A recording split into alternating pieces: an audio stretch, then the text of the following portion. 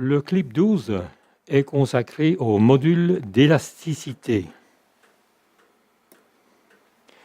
Le module d'élasticité, c'est le rapport entre la contrainte de traction ou de compression, que l'on appelle sigma, et la déformation d'un matériau élastique, epsilon.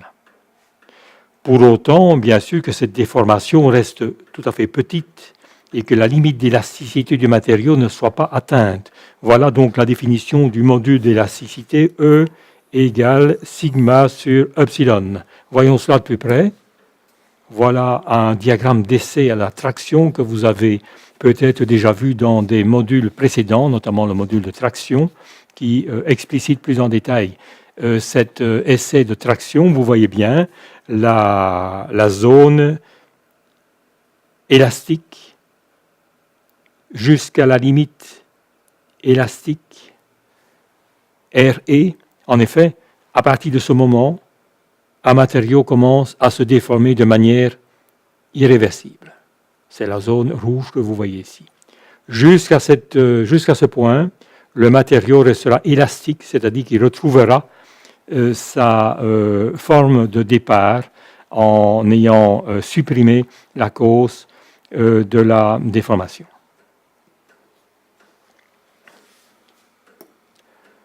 Le module d'élasticité peut aussi être appelé le module de Young ou module de traction. Alors, qui était Young? Young était un physicien britannique du XIXe siècle. Les unités. Ce module d'élasticité s'exprime en newton par millimètre carré. En effet, vous avez E égale sigma sur epsilon. Donc, ce sont des newtons par millimètre carré du fait que epsilon est un nombre sans dimension.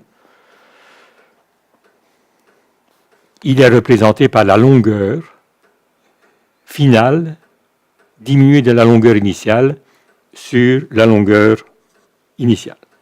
C'est un allongement. Quelques valeurs de ce module d'élasticité.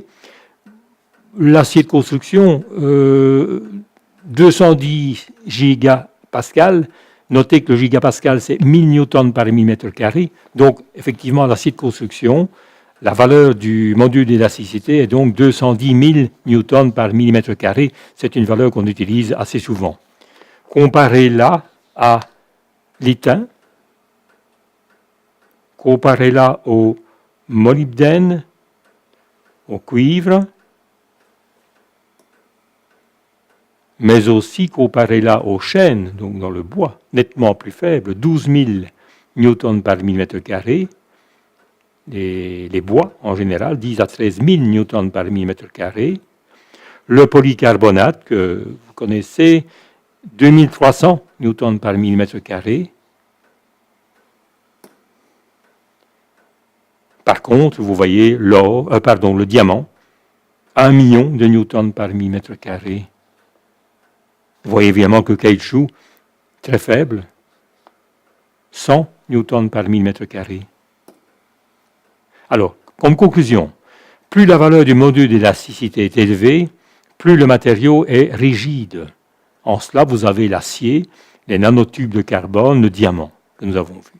L'aluminium, le plomb sont moins rigides. Les matières plastiques, vous avez vu, notamment les polycarbonates, faibles.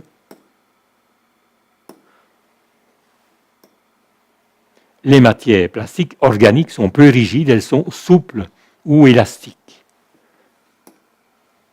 Alors, la rigidité, qu'est-ce que la rigidité? C'est la capacité d'un matériau à ne pas se déformer sous l'action d'un effort extérieur. Alors, concrètement, qu'en est-il? Si vous examinez ces deux barres, une barre en acier, que vous voyez ici, qui est la barre représentée ici, et une barre en chêne. Donc, c'est une barre de diamètre 60 mm en acier de construction ou une barre de 60 mm en chêne. Eh bien, au niveau de la flexion, au niveau de la flèche, au point A, c'est-à-dire à ce point représenté ici, nous avons évidemment une flèche beaucoup plus importante au niveau du chêne qu'au niveau de l'acier. C'est dû principalement au fait aussi à la valeur du module d'élasticité qui est tout à fait différente, qui est beaucoup plus faible au niveau du chêne qu'au niveau de l'acier. Voilà, nous en avons terminé avec ce clip numéro 12. Nous prendrons rendez-vous déjà pour le prochain clip 13 consacré aux assemblages.